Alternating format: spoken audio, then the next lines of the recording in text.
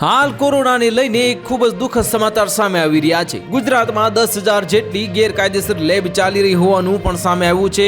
ખરેખર તો માત્ર એમડી પેથોલોજીસ્ટ જ લેબ ચલાવી શકે છે, પરંતુ જેઓ 10 થી 12 પાસ છે અને મેડિકલ લેબ ટેકનોલોજીનો અભ્યાસ કર્યો છે તેઓ જ લેબ ચલાવી રહ્યા છે। આ રીતસરનું તૂત જ કહી શકાય। ખાસ વાત એ છે કે લેબ રિપોર્ટના આધારે જ દર્દીના રોગનું યોગ્ય નિદાન થાય છે, પરંતુ ગુજરાતની લેબોરેટરીઓ પર પણ આંગળી ચીંધવામાં આવી રહી છે, કારણ કે તે મોટા પાયે ચાલી રહી છે અને સુપ્રીમ કોર્ટે પોતે આદેશ આપ્યો હતો હોવા છતાં અને ગુજરાતમાં તેનો અમલ થતો નથી અને એમડી પેથોલોજીસ્ટને માન્યતા મળી હોવા છતાં માત્ર 10 થી 12 પાસ ટેકનિશિયન જ વેબ ચલાવે છે। રાજ્યમાં ગેરકાયદે પેથોલોજીનું લેબનું પૂર આવ્યું છે અને ગુજરાતમાં લેબ કોણ ચલાવી શકે છે?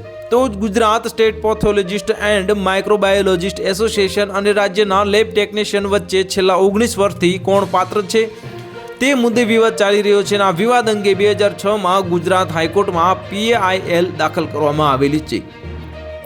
જો કે આ નિર્ણયને હજી સુપ્રીમ કોર્ટમાં પણ કરવામાં આવ્યો હતો, ત્યારે વર્ષ 2017માં સુપ્રીમ કોર્ટે જે હાઈકોર્ટના નિર્ણયને યથાવત રાખ્યો હતો અને સુપ્રીમ કોર્ટે આપેલા મહત્વના નિર્ણયમાં કહેવામાં આવ્યું છે કે હવેથી તમામ લેબોરેટરી રિપોર્ટમાં એમડી પેથોલોજીસ્ટની સહી ફરજિયાત હોવી જોઈએ।